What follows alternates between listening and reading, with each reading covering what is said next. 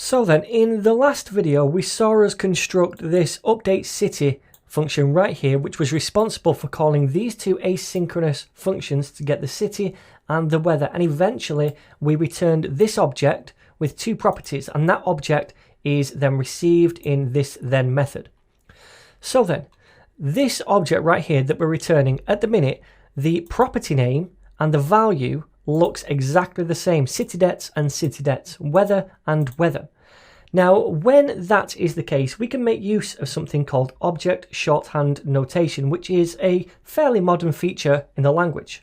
So when this is the case, when we have a property name and a value that are exactly the same name, we can, if we want to, just delete one of them. So it just looks like this, city debts and weather. And that does exactly the same thing. Because we're just saying it once here, it's saying, okay, well, I'm presuming that for this value, that the property is going to be this name, and also the value is going to be this name. And the same for weather.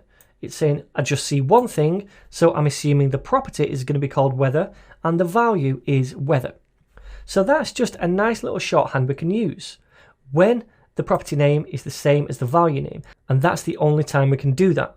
We can't just do this when the property name is not the same as the value, because that doesn't make sense. So let me just scoot these now up onto one line so it looks a bit neater.